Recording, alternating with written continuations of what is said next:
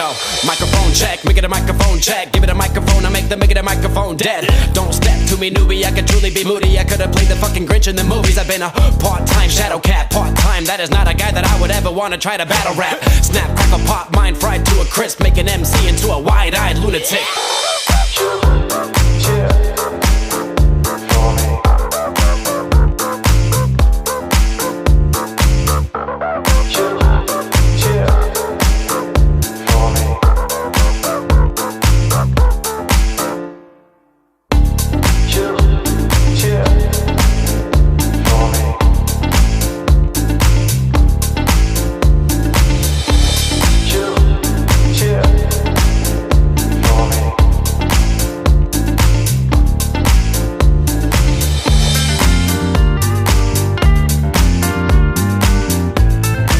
Pues muy buenas tardes, amigos de México Libertario. Nos encontramos en una edición más de nuestro webinario Más Innovación, Menos Regulación, el cual, realizamos cada 15 días con nuestros amigos de Somos Innovación, la red latinoamericana de la innovación. Agradecemos mucho la posibilidad de entrevistar a Emilio Saldaña, Pisu, que es un muy conocido experto en temas de redes sociales, de todo lo que tiene que ver con tecnologías de la información en México y en América Latina. En tal sentido, pues muchas gracias, Pisu, por darnos el privilegio de esta entrevista contigo. Nada, al contrario, Víctor Hugo, qué gustazo, gracias y un saludo a toda la comunidad de México Libertario. Es un placer y siempre un honor platicar con ustedes. Además, de verdad, gracias por la consideración. Muchas gracias, Pisu. Ya es la segunda vez que te tenemos aquí con nosotros. Sí, señor. Ya habíamos hecho anteriormente un foro sobre esto, siempre, la tentación siempre presente en muchos políticos de regular las redes sociales. La tuvimos, platicamos sobre el tema, no se ha avanzado en México, afortunadamente, en ese sentido, pero eso es una tentación siempre latente cuando a los políticos les empieza a ir mal en redes sociales. Y ¿qué les vamos a hacer? Pero vamos a platicar ahora de un tema, pues que ha generado mucha controversia. Pisu es un conocedor del tema, ha venido dando en los últimos tiempos una serie de entrevistas para los canales de televisión y medios de comunicación en general en México sobre ese tema. Entonces, pues es un poco lo que ya ha venido diciendo, pero que muy probablemente para la gente de México Libertario que nos ve aquí en México y en otros países de Iberoamérica, podría ser novedoso, y yo le agradezco realmente a Pisu con toda la agenda tan cargada, al contrario, que nos pueda conceder estos minutos. Muchas gracias, Pisu. Entonces, estábamos platicando hace un momento sobre los últimos acontecimientos, pero empecemos de atrás, desde la propia personalidad de Elon Musk. Él básicamente ha hablado en muchas ocasiones de un nuevo propósito sobre Twitter, pero también tiene detrás una carrera como empresario muy arriesgada, muy valiente. Tú te has referido en varias ocasiones a esto. Nosotros incluso hemos hecho un par de programas sobre su tentativa de llegar a otros planetas, el turismo espacial, etcétera. ¿Qué nos puedes tú decir de la personalidad de Elon Musk desde tu perspectiva, Pisu? Muchísimas gracias. Creo que además es una excelente forma de comenzar a tratar de analizar y entender cuál es el contexto bajo el cual se está dando la compra de Twitter y todo lo que alrededor se ha venido discutiendo. Elon Musk, primero que nada, importante, él es físico, es economista, y esa combinación de entrada le ha permitido tener una visión y un cálculo espacial, prácticamente, valga la expresión, muy peculiar, porque a diferencia de muchos directores de empresas, Elon Musk es un empresario que se jacta además mucho de ser un empresario en mangas de camisa. Es como entiende muy bien y conoce muy bien proyectos de tecnología en los que se ha involucrado. Él es el típico, vamos a llamarlo así, es el típico jefe pesadilla en el sentido de la palabra, de que se acerca y te pregunta cómo vas, agazapándose a tu monitor para ver tu código, y es el jefe que te va a decir, oye, está mal tu código, a ver, con permiso, dame chance, y va a pedir a partir de ahí pizzas, refrescos, si le pueden dar 3 noches, se va a levantar y te va a decir, así es como queríamos que que funcionaria. Y hay un retrato que me gusta mucho compartir sobre la personalidad de Elon Musk, que va en el camino de lo siguiente. Tenemos a un personaje al que en los proyectos en los que hasta este momento ha sido muy exitoso, son proyectos en los que la pared social le ha dicho, esto es imposible y no es factible. Pasó con la industria automotriz eléctrica, en la que parte de la explicación era, Elon, no es posible desarrollar esta industria porque ni los mismos fabricantes de automóviles han logrado ni la inversión ni el avance necesario para que sea factible. Elon Musk dijo, no, a ver, no solo creo que pueda ser factible, voy a construir un modelo chiquito y con lo que gane de ese modelo chiquito de coche, voy a construir uno más grande. Con lo que gane de ese, voy a construir uno más grande y otra planta. Es decir, armó un plan de crecimiento que, aunque muchos creyeron que estaba loco y no iba a funcionar, pues hoy vemos que prácticamente fue el detonante de la revolución de la electromovilidad moderna, digamos, en el mundo, pero además con ello revolucionó un aspecto que hoy tiene a México incluso apostando por el litio, y es toda la industria alrededor de las baterías, no solamente para automotriz, sino de uso industrial y por supuesto de uso casero. Y el caso del espacio es sumamente parecido. Lo que le dijeron a Elon Musk, el diagnóstico era, ni los gobiernos han continuado invirtiendo ya en investigación espacial porque es sumamente costoso y no hay forma de justificarlo. Elon Musk lo que hizo fue un plan para no solamente hacerlo de manera privada, con la velocidad y calidad que típicamente comparado con el gobierno tienen proyectos de este estilo desde la iniciativa privada, sino que además hoy entrega los servicios que el gobierno se autoprestaba a un 10% del costo de lo que esto implicaba. Y de nuevo, la sombra o el paraguas era, eso no es factible de llevarse a cabo. Entonces, cuando en esta línea tienes a alguien que está acostumbrado a decir, no es factible, a ver, préstenmelo, cuando le dicen, oye, Twitter no es factible de componerlo, tiene un problema de discurso de odio, de fake news y de bots y trolls que no es reparable, cuando este personaje dice, a ver, no es reparable, a ver, pásenmelo, por favor, que le voy a meter mano, hasta ahí me parece que hay una gran debe haber un gran entusiasmo. A mí me acompaña un gran entusiasmo porque desde esta visión que les comparto, pues se antoja como que a ver qué podría hacer este hombre que está acostumbrado a componer cosas que parecían imposibles. Ahí Twitter tenía para mí un reto que iba a empezar a ser resarcido de una forma muy interesante. Pero al mismo tiempo, parte de la personalidad de Elon Musk lo ha convertido en la propia sombra, en el propio villano de la historia que él mismo está construyendo en este afán de convertir a Twitter, que aquí creo que hay un punto central y particularmente para la comunidad de México libertario, me parece que esto es un tema central.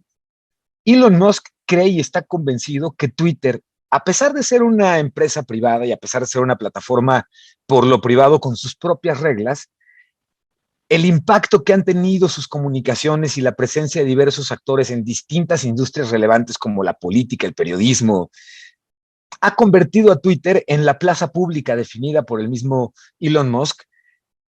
Y este es un alcance que Twitter mismo, aunque podría haber deseado en un principio, no supo cómo manejar una vez que le llegó. Y en efecto, aunque es privada, vimos cómo las decisiones de suspender definitivamente al presidente Trump, por ejemplo, rebasaron la esfera de un servicio privado y tocaron o trastocaron más bien la opinión pública en todo el mundo. Y parte de la queja de Elon Musk en este sentido y su enojo con Twitter era pensar que era completamente innecesario suspender por completo al presidente Trump porque desde su perspectiva, uno, ni siquiera se logró acallar la voz del presidente Trump.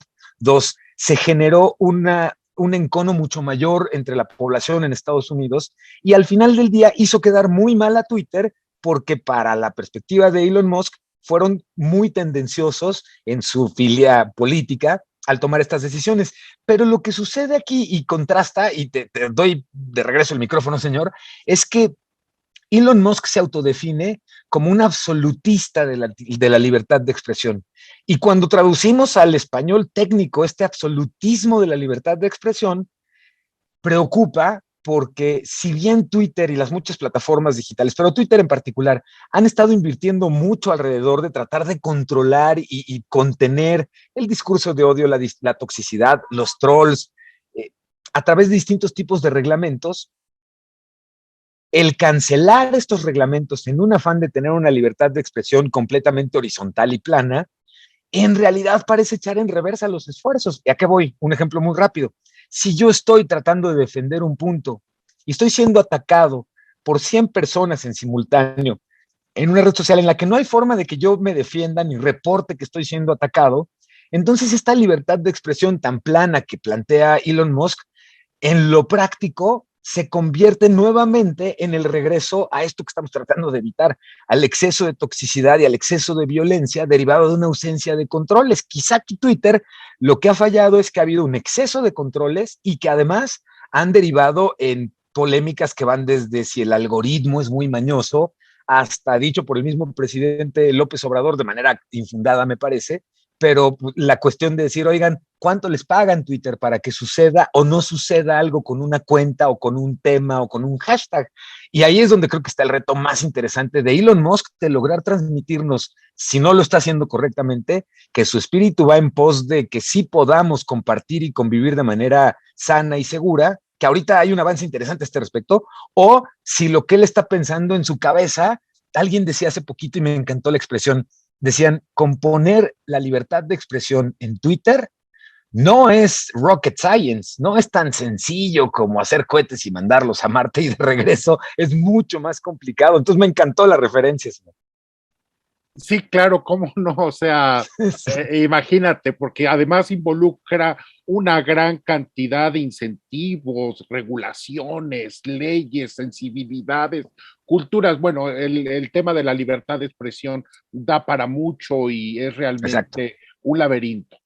Ahora bien, Pisu, el tema es que la intención de Musk de comprar Twitter, bueno, pues generó una gran indignación por parte de muchos, empezando Sí. desde aquellos que decían, bueno, ¿cómo se va a gastar esa cantidad inmensa, 44,000 millones de dólares, comprando Twitter, habiendo hambre en el mundo? Ay, sí, Claro, sí, son sí. los mismos que no se atreven a decirle al político de su preferencia por qué está gastando el dinero de la cartera de ellos en tal o cual proyecto descabellado o dándose la Sí. gran vida en banquetes y en fin, son ese tipo de gente un poco tóxica queriendo mandar sobre la vida de los demás.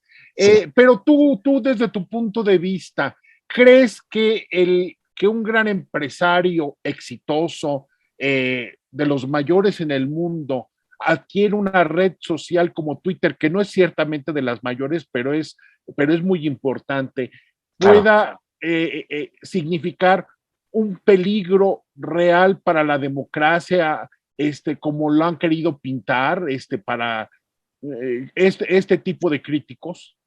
Fíjate que es buenísimo el planteamiento, porque me parece que en todo caso sí veo ciertas amenazas a la libertad de expresión como querríamos disfrutarla en plataformas digitales, particularmente Twitter, pero lo que creo es que podría ser de forma no intencional. Es decir, yo creo que Elon Musk está convencido y yo creo en su convencimiento de que Twitter debería ser nombrado esta plaza pública y reconocido como esta plaza pública a nivel mundial en donde los grandes temas se encuentran. Y bien decías tú, si no es la red social más popular en cantidad de usuarios cotidianos o mensuales o lo que fuera, no es la más grande, sí tiene una característica que la hace espectacular, es la red social en donde suceden las cosas. E irónicamente, es en el resto de las otras redes sociales, Facebook, Instagram mismo, en donde las notas que vemos en Twitter suceder en tiempo real, después las vemos replicadas, un poquito equivalente al fenómeno del famoso pass along de una revista, cuántas veces o por cuántas manos pasa una revista impresa desde la primera vez que es comprada. En el caso de Twitter, el pass along se da en forma de impresiones de pantalla de un tweet que contiene la información relevante publicada por un medio o un político, y esta viaja a través de otras redes sociales en forma justo de pantallazo. Creo fervientemente yo en que Elon Musk entiende el alcance que ha tenido Twitter precisamente en permitir una comunicación horizontal, que aquí en México, por ejemplo, señor, hay un ejemplo que me parece fantástico de por qué ha sido importante Twitter, y creo que esa parte de la esencia que Elon Musk encuentra y por la que decidió comprarlo. Aquí en México, en algún momento, hace varios años, hubo en algún momento la intención por parte del gobierno, del legislativo, de tasar Internet considerándolo un artículo de lujo, el famoso IEPS. Finalmente, incluso, aunque se llevó a cabo, no se llevó a cabo ni en los porcentajes ni con el impacto que de inicio estaba planteado, gracias a que nació una dinámica en Twitter que se llamó hashtag Internet Necesario, y en la que sucedieron dos cosas muy interesantes. La primera es, al hashtag se le acompañaban razones sin dedicatoria, razones de por qué Internet es importante para todos los aspectos de nuestras vidas. Y la otra es que se utilizó para comunicarse con legisladores en ese tiempo, de reconocer, por ejemplo, la labor que llevó a cabo el senador Francisco Castellón del PRD entonces, que además era en ese momento el presidente de la Comisión de Ciencia y Tecnología en el Senado, en el que a través de esta conversación en Twitter hubo la oportunidad de conocernos, de reunirse con él, de que escucharan los argumentos y después que llevaran a cabo una defensa realmente acalorada y apasionada porque no sucediera. Y esa posibilidad de no haber tenido que bloquear una calle, de no haber entrado en confrontación o en ofensas o en insultos con legisladores y de poder hablar como ciudadanos que además nunca habíamos tenido esa oportunidad, a mí me resultó realmente mágico. Y creo que esa es exactamente la esencia que Elon Musk está buscando cuando dijo, para mí Twitter no es negocio al comprarlo. Para mí el comprar Twitter y disponerlo para el resto del mundo como la plaza pública en donde se puedan conversar los grandes temas, ese sería como mi objetivo o el leitmotiv sobre el cual yo estaría trabajando. Quizá, y para meterle un poquito de chilito, piquín y sal a esta conversación, señor, me iría rápidamente del otro lado y te diría, desafortunadamente, lo que ha puesto en tela de duda lo loable de la misión que se había impuesto Elon Musk ha sido Elon Musk mismo. Un Elon Musk que ha sido, por ejemplo, demandado por sus empleados o en Tesla o en SpaceX por haber sido corridos por compartir información y hacerla pública. Es decir, ese corazón libertario y de la transparencia y rendición de cuentas que él tanto ha estado ahorita llamando para la compra de Twitter, no se ha visto tan reflejada en sus acciones en otras empresas en donde ha tenido problemas con sus empleados por esas razones. Entonces, el que él mismo, por ejemplo, haya utilizado Twitter en algún momento para inflar la acción de Tesla y esto le haya valido una multa millonaria al respecto, todo este tipo de señales que a quienes entendemos la psique trolosa, la psique del sarcasmo que tiene mucha gente muy inteligente, nos causa esa cierta gracia que estoy seguro que él busca generar normalmente, pero en el otro lado de la interpretación vemos que puede llegar a ser incluso pues, un CEO, un director de empresas públicas que pone mucho y constantemente en riesgo a sus empresas y a sus accionistas a través de bromas que él mismo pareciera que a veces no mide completamente, ¿no? Así es, Piso. Ahora bien, se ha hablado mucho de, bueno, los proyectos que tendría Musk respecto a Twitter, sin profundizar mucho, porque incluso él mismo no ha profundizado lo suficiente. Ha hablado del discurso de ampliar las libertades, de que es una discusión mucho más libre. Se ha hablado también de, bueno, cambios en el algoritmo y que a lo mejor empresas puedan entrar a trabajar en los algoritmos y entonces cada usuario tenga su propio algoritmo de su preferencia y no el que entrega Twitter. O también se ha dicho que, bueno, ese proyecto que tiene Musk de establecer una cuota en Twitter, bueno, puede representar también una buena medida en ese sentido, porque pues uno ya no entraría a Twitter a insultar a cualquier persona, sino si te va a costar insultar, bueno, pues yo creo que hay otros medios mucho más eficaces y gratis para hacerlo, ¿no? Dime tú, Pisu, desde tu perspectiva y de lo que has escuchado y has leído, ¿cuáles serían esos cambios reales en Twitter o cómo sería el nuevo Twitter bajo el liderazgo de Musk si se llegara a concretar la compra? Fíjate que esto es buenísimo que estás comentando y además qué gran oportunidad en el tiempo de estar llevando a cabo esta conversación con México Libertario, porque a partir de que anunció su compra y al momento en el que tú y yo estamos teniendo esta conversación, han habido una serie de pequeños ciclones alrededor de la decisión de la compra y de cómo y qué haría Elon Musk en los cambios. Él ha platicado mucho la intención y el reto que tiene de acabar, por ejemplo, con los bots, con las cuentas automatizadas, que incluso las considera el peor cáncer que hoy tiene Twitter, porque, por ejemplo, en el caso de Elon Musk, a él le ataca particularmente un fenómeno de bots muy interesante, y son bots relacionados con criptomonedas, cuentas que se acercan o mencionan a la cuenta de Elon Musk, vendiendo criptomonedas a precios sumamente atractivos. Ya se pueden imaginar nuestra audiencia en qué deriva esto, pues son scams, son robos, son fraudes, pero que le afectan mucho a Elon Musk, porque este es un tema, el de las criptomonedas, que como ustedes saben, es uno de los grandes favoritos de Elon Musk. Él ha usado mucho este tema en redes sociales, y que haya tanta mosca fraudulenta alrededor de sus tweets de este tema, a él le ha provocado mucha desazón. Entonces, el eliminar los bots o las cuentas automatizadas, los trolls, todo lo que tendría que ver con el discurso de odio, ha sido uno de los objetivos que él se ha planteado. Y en el camino él había dicho, vamos a mejorar el algoritmo. Esto del algoritmo, déjame comentarte muy rápidamente algo que no debemos perder en cuenta. Entendemos el algoritmo, cuando hablamos de sistemas, como el equivalente a la receta de cocina de un platillo, en que la base de esta receta nos garantiza, si la seguimos a pie juntillas, que lo que estemos cocinando sale correctamente. Pero a esta receta de cocina, cada quien en un momento dado puede irle echando su propio sazón para tener su propio sabor particular, como muy bien tú describías. Sin embargo, aquí hay algo particular. Nos han vendido la idea de que abrir el algoritmo, de cómo decide Twitter qué veo, a quiénes me recomienda y qué tweets me pone en mi pantalla, hacerlo público y colaborativo lo haría mucho más seguro.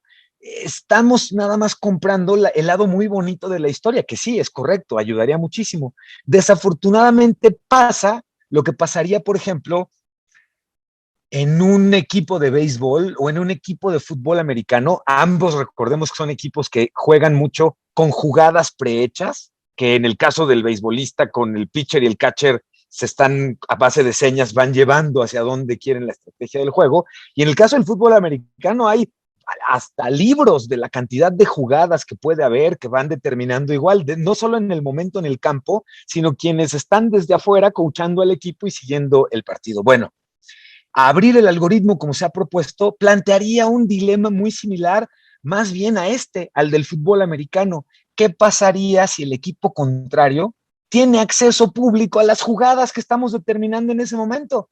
Lo que van a hacer es poder prever que entonces, si él va a salir corriendo para el lado izquierdo y nos van a engañar porque la pelota va para el otro lado, sí, ojo, todos vamos al otro lado por la pelota.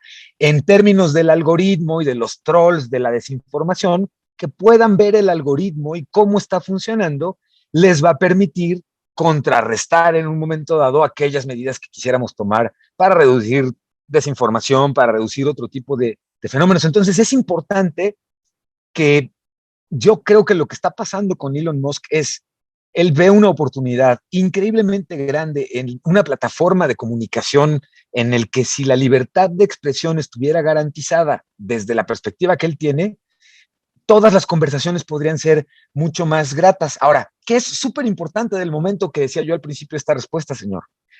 Acaban de aprobarse 2 leyes en Europa que venían cocinándose desde hace varios años, que tienen que ver con la ley de servicios digitales y con la ley de comercio o mercados digitales. Una está orientada a regular las plataformas en Europa y cómo intercambian información para que ya no haya monopolios tan grandes, interesante, pero la ley de servicios digitales lo que busca es literalmente modernizar las leyes europeas, reconociendo que la tecnología rebasó por mucho aquellas cosas que la ley ya contemplaba en términos de proteger la privacidad de una persona, de sus derechos fundamentales y toda esta cuestión.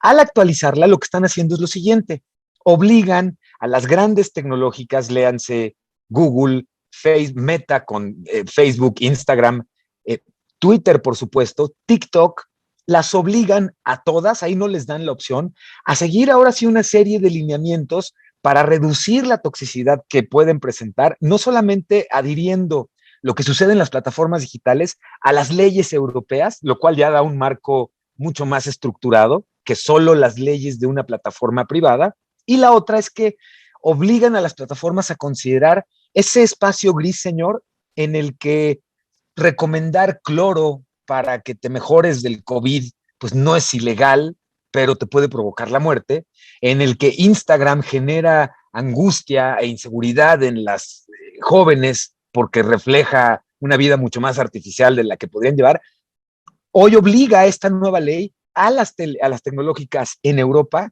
a revisar y atender en un momento dado, so pena de pagar miles de millones de dólares en multas, tienen que meterse ya directamente a controlar mucho mejor todo esto que pasa. Entonces, Elon Musk acaba de decir hace unas horas, literal, que Twitter iba a adherirse con gusto a esta nueva directriz de la ley de servicios digitales en Europa, y lo que están buscando en Europa es que esta obligatoriedad para las compañías les requiere tales cambios que debería de resultarle más práctico a todas las compañías adoptar esos mismos controles a nivel mundial que exclusivamente en Europa. Entonces, hay una gran ponderación ahora entre lo que Elon Musk pueda decir, que de repente se le vayan las cabras al monte y tuitee algo que se le salió, se le pasó de sarcasmo, versus una empresa que ya está adhiriéndose a una estructura de leyes europea, que además sabemos es muy astringente y muy celosa de cuidar los derechos de privacidad de sus usuarios, al grado de que esta misma ley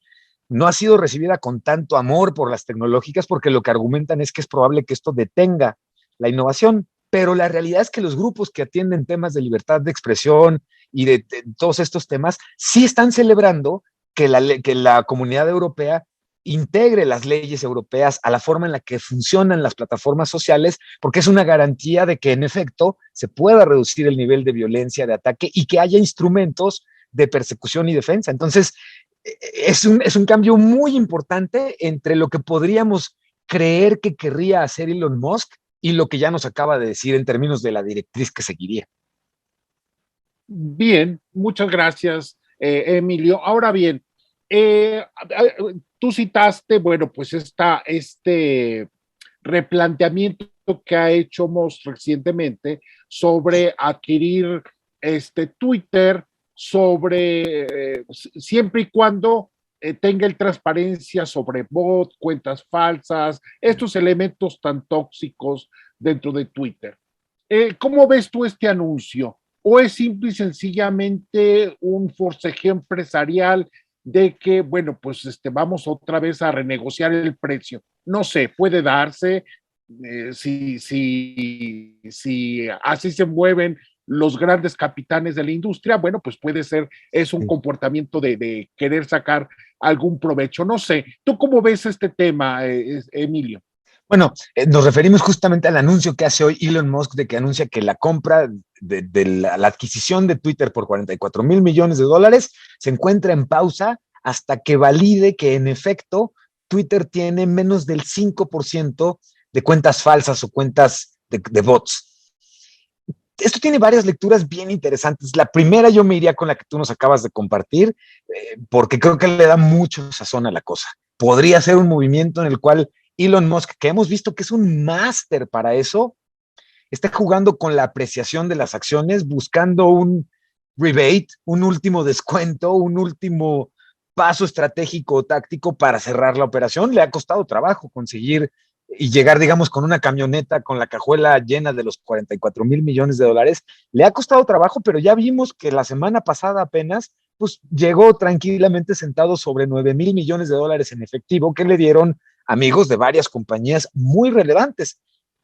Yo creo que hoy en la mañana leía a alguien que describía la reacción de Elon Musk y lo que tuiteó, el poner en pausa esto, como el Elon Musk víctima del planeta Mercurio, ¿no? Estos cambios de Dr. Jekyll y Mr. Hyde tan radicales que tiene, por lo siguiente, llaman la atención varias cosas. Uno, es importante porque el 5% al que él está llamando es un 5% que Twitter le reportó hace unas semanas a la SEC, y lo que Twitter reportaba, y aquí lo relevante es, Twitter dijo, yo le presenté anuncios de publicidad a 290 millones de personas, de cuentas utilizadas por personas. Twitter tiene cerca de 320, 330 cuentas registradas en total, lo cual correspondería entonces a este 5% de cuentas que son cuentas automatizadas o bots o algo por el estilo, pero el dicho de Twitter fue, literal, me consta que le entregué a 290 millones de personas publicidad a través de la plataforma. Y lo que está haciendo Elon Musk el día de hoy es poner en tela de duda que Twitter haya dicho la verdad al reportar que en efecto tiene 290 millones de seres humanos y un poco deja entrever el típico descuento que buscaríamos cuando le estamos reclamando a algún marchante, que decimos, oiga, pero pues mire, de todas las naranjas que me dio, varias vienen podridas, no le voy a pagar los 20 pesos que me está usted pidiendo. Está llevando mucho hacia el discurso esto, el decir, yo estaba pensando comprar 290 millones de cuentas de personas y su resto de pilón en cuentas bot. Si resulta que son más, pues a ver, vamos a revisarlo. Pero ahí es donde enciende todas las alarmas por lo siguiente. El número del 5% se ha hecho conocido y famoso o relevante desde el 2019, señor. Elon Musk hace referencia a un artículo de Reuters donde hacen referencia o donde traen el tema a colación del 5% de hace 2 semanas. Y por último, lo que la mayoría de los analistas están diciendo y por lo que se ven como medio empiezan a dudar de la autenticidad de estas expresiones de Elon Musk, es porque dicen, oigan, este cuate está haciendo cosas que típicamente alguien que va a comprar una empresa, ya no digamos de las dimensiones de la empresa que está comprando, lo hacen justo antes de hacer una oferta. Si desde el 2019 se pensaba que hubiera 5% o más de cuentas bots de Twitter, ¿cómo es que Elon Musk viene, hace una oferta, se la acotan, hace una oferta todavía más grande para comprarla en total, se la aprueban, le aprueban el préstamo y literalmente esperando a que llegue al banco para entregar el dinero, él dice, además algo que me gustó, que escuchaba hoy en el transcurso del 10, es el equivalente a que estuviéramos viendo ahorita, Víctor Hugo, un meme dividido en 2 escenas. La primera escena es Elon Musk hace una semana diciendo, Twitter no funciona y tiene muchos bots y por eso lo voy a comprar para repararlo. Y la escena 2 del meme es Elon Musk guardando su dinero y diciendo, a ver, Twitter tiene muchos bots. Ah, no, a ver, espérenme tantito, hay que ver porque estoy comprando entonces un problema.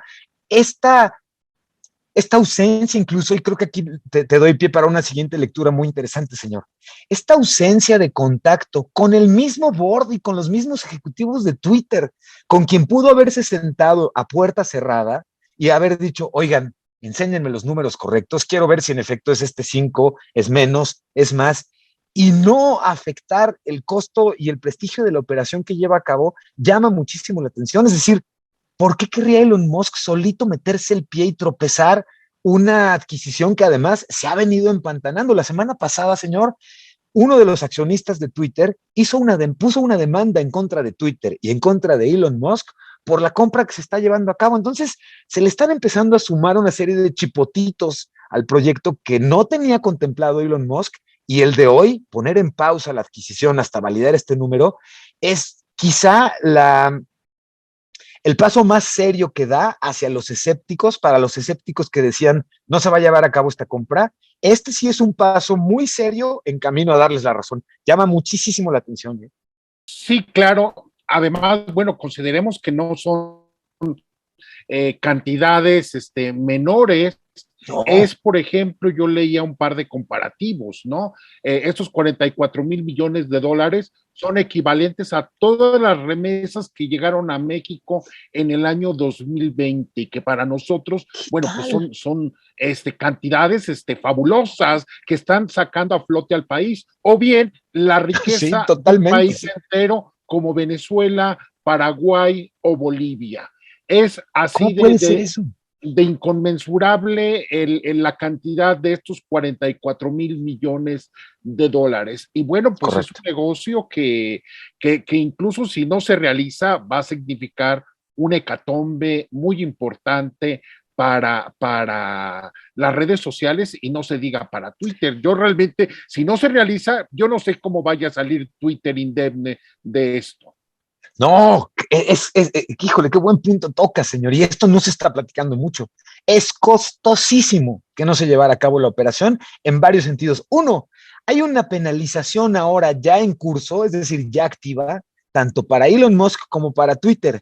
Cualquiera de los dos que se raje de la operación tiene que indemnizar al otro con $1,000 millones por echar para atrás el proyecto de compra, que ya de entrada son números, de nuevo, que coincido contigo, nos rebasan en realidad. Hoy, en este instante, decimos $1 billón o $1,000 millones, y no alcanzamos a entender el contexto y el alcance de lo que tiene solo el hecho de pararse de la mesa y decir, ahí muere la operación. Bueno, es más, esto obligó a que Elon Musk hoy hizo este tweet en donde hablaba de pausar la compra a las 7 de la mañana, no, a las 5 y cachito de la mañana, muy de madrugada, y un par de horas después, él mismo publicó un tweet diciendo, con todo y todo, sigo comprometido con la adquisición. Esto para tratar, uno, de parar la caída que provocó en el precio de las acciones de Twitter, que tenía cara de que iba a ir a una segunda crisis en una semana, señor, en el que hay que decirlo, las grandes big tech, las grandes tecnológicas, sufrieron ya por primera vez el impacto de una tormenta perfecta resultado del pánico por las tasas de interés, por la inflación a nivel mundial, por la guerra Rusia-Ucrania, por la crisis de semiconductores y en el caso particular de Twitter, ahora le agregamos el hecho de la crisis de pánico que provocó Elon Musk con esto. Esta pérdida conjunta a Elon Musk le está provocando un dolor de cabeza que leía, y a lo mejor nuestra audiencia coincide un poquito. Es muy probable que lo que esté experimentando Elon Musk es esta cruda de comprador, ¿no? De cuando sales de una sesión de compras que tú mismo dices, ay, creo que me mandé un poquito, y empiezas a encontrar entre el defecto de las cosas que compraste y el deseo como de regresarlos porque te empieza a caer el 20 del tamaño del gasto que hiciste. Hay inversionistas que están considerando que esto es un poco lo que la psique de Elon Musk podría estar viviendo, esta cruda, literalmente, del costo que está pagando, pero yo creo que va a ser muy interesante ver lo que suceda en los próximos días inmediatos. Creo, si estás de acuerdo, señor, que pasa como con las buenas series de televisión, que cuando vas llegando hacia el fin de temporada, empieza a pasar una cantidad de cosas que uno mismo dice, órale, se puso bueno hacia el final. Creo que estamos yendo hacia ese camino. Yo dudo que se cancele la operación, pero me encantará darle play a esta entrevista junto contigo en un futuro muy corto, por cierto, y ver si estaba yo en lo cierto o no, señor. Está muy difícil atinarle. Así es, Piso. Ahora bien, ya vamos finalizando también para tu propia agenda, Emilio. Yo quería preguntarte, ¿cuál es tu punto de vista? ¿Qué consideras tú que es el futuro de las redes sociales y de Twitter en particular? ¿Tú cómo ves? Claro, si está Elon Musk, es un cuadro, si no está, es otro, pero en términos generales, ¿tú cómo ves el futuro de las redes sociales? Porque, por ejemplo, yo cada vez que entro a Facebook ya es una tortura, tantas restricciones, castigos, gente que se queja, tú ya no sabes ni qué escribir porque pues ya no me preocupa lo que digan los demás, sino lo que vaya a decir el propio Facebook, en fin, estamos llegando a una situación de redes sociales crecientemente inmanejables. ¿Cuál es tu perspectiva sobre esto? ¿Cuál es el futuro que les espera a las redes sociales desde tu muy particular punto de vista? Ay, Víctor, no sabes cuánto te agradezco antes que otra cosa y a México Libertario la oportunidad de considerar mi opinión y de invitarme a conversar con ustedes, refrendarles mi disposición y gusto por conversar con toda esta comunidad cada que sea necesario y aprender juntos. Muchas gracias por ello. Y me haces una pregunta espectacular porque me permite cerrar como me habría gustado y no lo solicité. Con fe y con esperanza, con una visión completamente positiva de lo que hemos visto que se ha logrado y te voy a decir por qué. Porque no obstante lo que estamos viendo suceder, hay también otra cosa sucediendo en paralelo muy relevante y es que hace muy pocas semanas Estados Unidos junto con la Comisión Europea y otros 60 países, de los que por cierto ni Rusia, ni Chile, ni China, ni México firmaron, pero 60 países junto con la Comisión Europea y Estados Unidos firmaron la Carta de Declaración del Futuro de Internet. Y lo que hicieron y que me llama muchísimo la atención es que rescataron los atributos de Internet que nos han permitido que hayamos llegado en lo positivo al día de hoy. Un Internet que es abierto, que es libre, que es mundial, que es interoperable, debería ser fiable y seguro. Y reconocen que ha sido revolucionario y que brinda oportunidades sin precedentes para que las personas podamos conectarnos, compartir conocimiento, pero al mismo tiempo, y por ello me devuelve la fe y te agradezco poder cerrar así, el que hayan hecho esta pausa en el camino fue para decir, oigan, entre todos tenemos que darnos cuenta que la toxicidad, que la forma negativa en la que se están utilizando las telecomunicaciones ya está empezando a darle en la torre a ese Internet maravilloso que construimos de inicio. Y esta pausa, esta declaratoria por el futuro de Internet, es una renovación por el compromiso de promover una visión positiva de Internet, de las tecnologías y de cómo todos deberíamos poder tener acceso a ellas. Y ahí es justamente en donde me emociona que el mundo entero pareciera sí que está consciente de que se están descomponiendo muchas cosas. En el caso de Internet ya hay un compromiso firme de muchos países por renovar o restaurar ese Internet bonito que nos ha hecho crecer tanto. Y hoy vemos que aún una firma de este estilo refleja políticamente pues intenciones veladas o intenciones no claras de muchos países, desafortunadamente México entre ellos, porque México además se había caracterizado en los últimos 20 años por ser un país sumamente proactivo y participativo en todo lo que implicaba Internet y conectar e interconectar ciudadanos y gobiernos en todo el mundo. Entonces, ojalá la iniciativa o esta carta siga abierta, evidentemente, que más países se adhieran. Yo esperaría ver a México adherido, pero sí me devuelve la esperanza el que a nivel mundial ya hay un movimiento para contrarrestar lo muy tóxico que hemos convertido Internet en muchos sentidos. Y obviamente a esa carta me uno encantado. Ojalá sea así. Redes sociales cada vez más abiertas, seguras, confiables, claro, y con un nivel de libertad personal y de los usuarios, que bueno, que no comprometa a los demás, pero que Exacto. Permita un margen suficientemente amplio de libertad de expresión, cosa que se está empezando a extrañar en muchas redes sociales. No se ha erosionado mucho, ¿cierto? Desgraciadamente. Bueno, Pisu, yo te agradezco mucho a nombre de México Libertario, de Somos Innovación, tu tiempo, tu talento, el realmente, bueno, que nos hayas abierto un espacio dentro de tu agenda tan ocupada. Es un honor. Y bueno, pues realmente yo te agradezco mucho. Nada que agradecer para México Libertario, para ti, siempre. Yo te agradezco mucho, de verdad, te quedo muy reconocido por ese gesto y estas palabras. Pisu, ten una muy buena tarde y lo mismo, bueno, le deseo a nuestros amigos en redes sociales de México Libertario y de Somos Innovación y bueno, pues acompáñenos a las muy diversas actividades que realizamos en México Libertario, en la comunidad libertaria en México y bueno, pues también toda la comunidad libertaria en Iberoamérica. Muchas gracias, Pisu, muy buena tarde y hasta luego, amigos. Un abrazo con mucho cariño, gracias.